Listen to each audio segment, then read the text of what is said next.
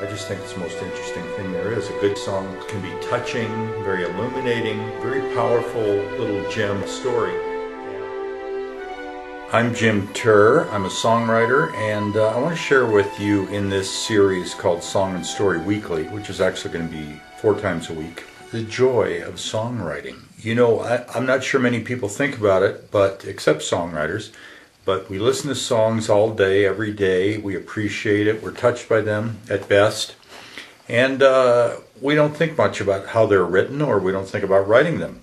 And it's actually a fascinating craft. I aspire to write particularly country hits like Tom T. Hall and Bobby Braddock have consistently. That's kind of my brass ring. I want to share with you some songs I've written and recorded, some of which I think are pretty good, and I've had a little success, and give some background. I always think it's interesting with regard to anything, songs or movies or anything, to hear how it was put together, how the thought came about, what the considerations were. I just think songwriting is about the most fun you can have. And the rewards are great if you get a good hit country song cut by somebody else, in my case. For the first 31 episodes here, I'm just going to take 31 songs from this book that I wrote, actually way back in 1988, called You Got to Be Stupid to Sing Country Music, and Other Unusual Song Lyrics by Jim Terr. I hope you'll enjoy this series. On Monday, Wednesday, and Friday, I'm going to have a new song every day, background on the writing, the recording, whatever. And then on Saturday, particularly, I'll emphasize more the songwriting considerations, so that the Saturday installments could be used as a forum for thinking about your own songwriting or working on it as a group with your family. I think that'd be a great activity. So welcome, and let's get to it, and here we go. Well, this is our, well, hi Bodie, you good girl. Wait, I'm recording here. This is a song called The Call, and this is the song I have chosen to use for the first Saturday installment of this series. And The Call was a song, as you'll see, it's about my dad, reflections on my dad and his death, and being called in Santa Fe, where I lived at the time, to come over. My mom said, I knew my dad was sick, but I didn't know he was in the hospital at that point. She says, come over and bring some nice clothes. And I think that was my clue, and that's how it kind of sunk into me as I was driving back from Santa Fe. And I saw him in the hospital briefly. And my dad was, in fact, although he was kind of the gruff one, and I thought of him that way, he was really the supportive one in a lot of ways. And I remember my last conversation with him there. It was very brief. I said, well, I got some nice publicity in a music magazine, and which was, I often said, and I think most of the family was very tired of hearing about that stuff. And my dad was encouraging as always. He said, well, that's good. You'll make it. You'll make it. Another time he said, he was introducing me to a group where I was making, his Kiwanis Club, where I was making a presentation. And he said, I'm proud of him, meaning me. And, you know, little things like that mean a lot. I also make reference in the song to something funny that occurred to me thinking about him, and that was although he was a very thoughtful guy, very wise, I would say, he was not big on giving advice, and I thought it was remarkable when I thought about it that he only gave me about 3 or 4 bits of advice in my entire life, and I make reference to 2 of them in this song. So here you go, enjoy, and when we come back, I'll tell you a little bit more about the writing of the song. Got the call about supper time, said pack your things and go.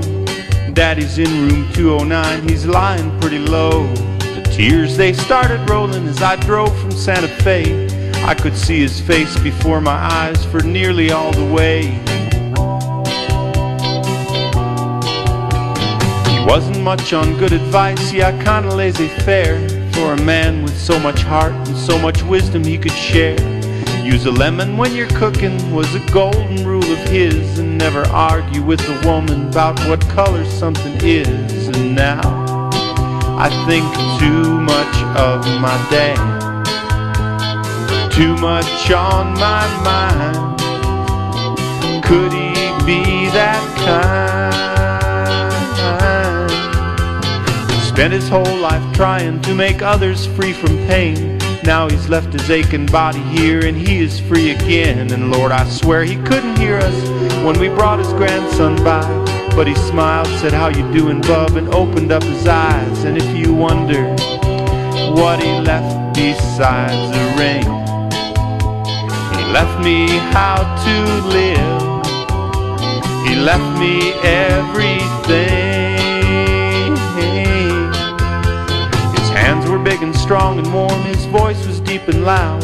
I feared him and I loved him, and then I faded in the crowd. And then I remembered how adored he was by people in the town. And that any time I had a question, he would lay his reading down. And I see that life is just a string, and I am just a strand. Won't you touch my hand?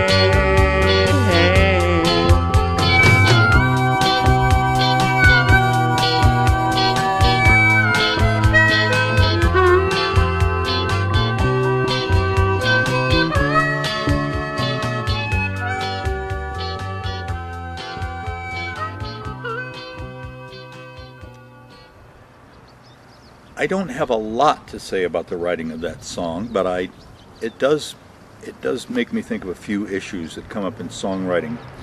One is just a little choice issue. In listening to it now, you may have noticed a line where I say, "And now I think too much of my dad." And I wish I had made that, "I think too much about my dad," because thinking too much of my dad implies I think too highly of him, which is not my point. I should have said I think too much about my dad. So that's one of those little choices. Also the tune. My tunes are, not super original, kind of derivative, country, folk country, a lot of them. But that one kind of came to me as part of the song, as part of the whole idea for the song that came to me.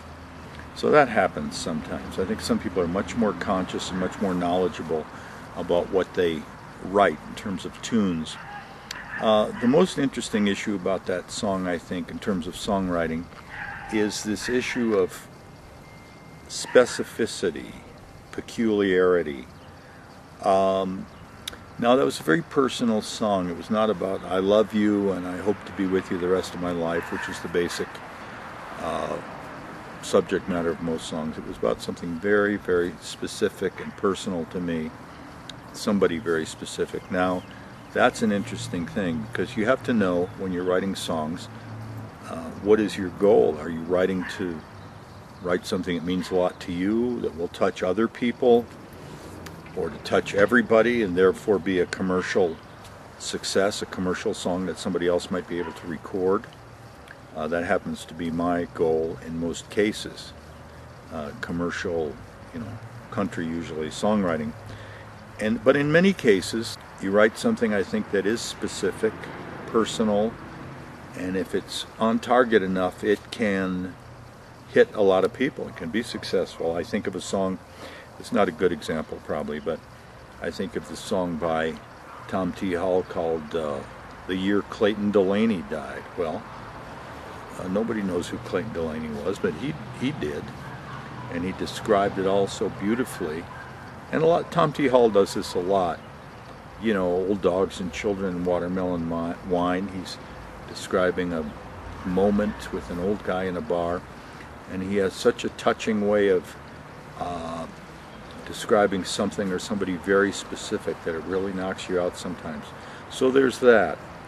And as an exercise, since this is a Saturday discussion that I want to emphasize more songwriting, I would suggest a song that is very, very specifically about somebody. Maybe somebody who has departed in your life, your very dear person, or somebody who, when they do depart, what do you think you might like to say about them? What would be the song you would write about them? And I'm saying that, and I'm thinking of that because I just played The Call, which was my tribute to my dad, written after he died, obviously. But I think that might be a good exercise to start songwriting if you're not already into songwriting, or if you are. Thank you, and I hope you enjoyed that, and see you on a Monday, because this is my Saturday song.